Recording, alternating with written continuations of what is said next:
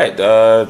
As we continue with Sunrise, in 2018, Imaan Talents and SunnyMoney Malawi collaborated on a project in Dedza that aimed to explore, document, and of course share the impact of solar lights in remote schools and communities on productivity of the users in both their academic and creative lives. Through the project, we have been engaging some artists and linking them with some talented students in Kapiri and of course another community as well, which is a day secondary school, and now 17 primary schools under the Mankhamba Zone, where SunnyMoney Malawi has set up solar light libraries. Now, light libraries use the model of book libraries, only that students borrow solar torches to use them at home after the classes. The project, of course, is going to start engaging employers and people from the creative industry who will become mentors for the students and will help them explore different career paths. And this, of course, that exists in the creative industry itself. So we do have Mr. Imaan in studio with us. So stick around as we jump into this very interesting topic. All right, welcome back. We did say that we have a guest in studio in the name of Imaan. Is it Imaan? Imaan. Imaan is in the studio today, coming to talk about this groundbreaking initiative that they set up. Now, maybe just give us a brief, for people just to find out maybe why you decided to engage in such a project. Okay, so I partnered with SunnyMoney because they sell solar lights, and I know how schools in the rural areas do not have access to electricity. So I've always been trying to find out what do they do when they go home. So we did a research in the beginning where we discovered that they use torches and candles, which is not sustainable. And I partnered with SunnyMoney to say, okay, can we start putting these solar lights in these schools? And we developed a model with SunnyMoney, which we call the light libraries. So we know students borrow books from the libraries, they go home. The question is, how do they read at night when they don't have... Exactly. Yeah. And these guys have got different types of solar lights that they sell and are different models of selling them. So they said, okay, let's try this model where we set them up in a library where students can actually borrow. So they borrow for a very, very minimal amount. And the plan is when you're borrowing, when the student is borrowing that light consistently in an academic year, they'll have bought it off. So when the schools close, they get it. But we just look at the records of how frequent was this student borrowing the light. So we started with 2 secondary schools, Kapiri and in Takataga, CDSS. And after some time, we realized that, oh, no, it's something that it's actually working. And then we started now targeting primary schools.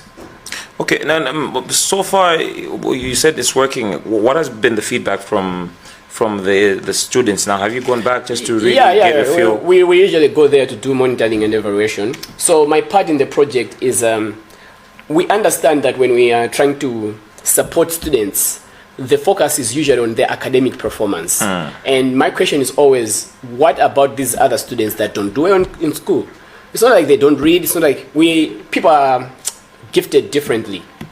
So there are some that no matter how much they read, their brains are not made to be academically excellent. So what can we discover in those students that we can maybe try to promote that?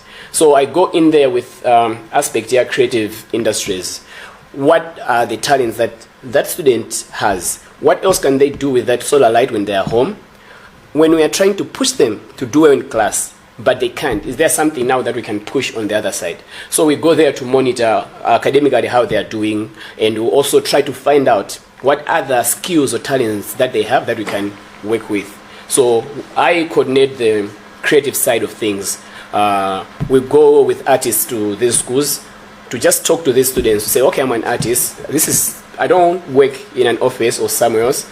My profession is art. I do music, or I'm a DJ, this is what I do, and this way. So these kids can already know that it's not just about academic excellence. There are also other career paths that they can actually explore if they find that it's too difficult for them.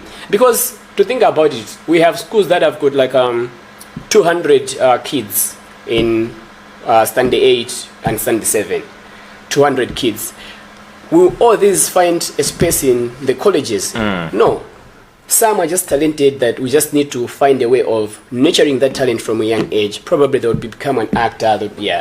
So we've been monitoring and we've seen the changes, and that's why we actually increased to other schools as yes. well. All right. Now maybe now that you spoke of that you're expanding, maybe just tell us about the weekend lunch. Yeah. So this weekend, since the academic calendar is now going to a close, academic year for this year, we are going there to launch what are basically our close events. So these close events, we do prize presentation for different students that we've been working with throughout the academic year. So we'll go there and launch a Football and Netball Bonanza. The Football and Netball is basically a means of now us engaging with the community that we work in. So all these schools will be participating in different games, football and netball. There will be like several matches that will be played between amongst the schools. And then the top 4 will be the ones that will play on the final day. So we are launching this Bonanza. It's going to run from the 20th of August to the 10th of September.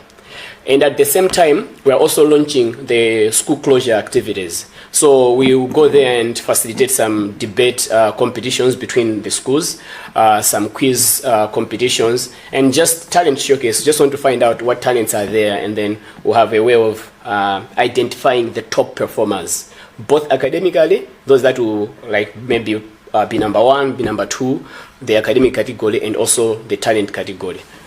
Interesting. So much happening, so much on the plate. Now, maybe expanding from what you've currently spoken about, maybe the importance now of talents, the talent companies in these communities. Yeah, so we have a lot of talented young people in this country, but I think it takes us a long time to discover those talents, and they are probably already old or whatnot. So it's difficult to nurture the talents and carry it to their best potential. So what we're doing is trying with these grassroots students to just find out what can we find. And why we are bringing in other creatives is because we want them to already see what other people are doing with the ground, same yes. similar talents. Yeah. So when we do this launch and we do the finals on the 10th, we're going to award the top performers. And then after, when they close schools, we'll be taking these students from Golomo to their schools to Lilongwe, where they'll actually have face-to-face interactions with people that do what they want to do when they grow up. So we'll be coming, let's say, to Zodiac, where somebody says, I want to be a TV presenter when I grow up. So they would come here and hang out with you or with Ruthie for the whole day, just to have a feel of what it means to be in a studio. These are kids that are from these are rural areas that I'm talking about. It's not in Tandile, it's deep in Golomot areas. You're going to Mangoji. So these are kids that just see TV. They don't know how TV is produced. Yes. They just see, oh, what pictures. happens, yeah. So there are companies like HD Plus that have opened up doors for us that would go there, and then these kids can just learn what acting is, and then find out how did they make the Fatsani movie and whatnot. So we want to make sure that we can actually link them to different things. Those that want to work in the banks, we're also trying to approach the bank to say, okay, with this student who wants to be a bank manager, they want to come, can you host them for like a day so they can just have an experience of being in these places before they even go to secondary school and college. Imaan, thank you very much for coming through to the studio, and I love the fact that you've said that you're going to be able just to really check up on them and see the progress, and of course linking them to different career paths where they can have an understanding. And actually I think we will still need a lot of companies that are willing to whether give out different prizes for the activities that we'll be doing there, where there's quiz, where there's debates or the talent, or people that are just, when they watch this, say, oh, no, I would want to like impart my knowledge to these kids, to call us on our numbers, and then we can talk with them and see how we can partner with them. We want to even travel with some of them to these schools so they can just interact with the kids and whatnot. That's interesting and a very good initiative. We hope that people come in and, of course, be a part of this great initiative. We hope people really do pull through, even if it's something that's very little. Yeah, anything. Whether it's even saying, oh, I've got 5 exercise books that I want to donate, they can just call us, we'll go pick them up, will actually give those will make a difference in the life of a student in those rural areas. So even whether it's like I've got several pencils that I got from somewhere, I'm willing to like just put into the project. Anything that supports the students academically, or anything that can support their skills and talents, anything really. All right. Sure. Thank you very much, Imaan, for coming through. And of course, that is the situation at hand. Make sure that you come in, and if you want to help out, even if it's just a pencil or multiple pencils or multiple pens, you can come through and help out.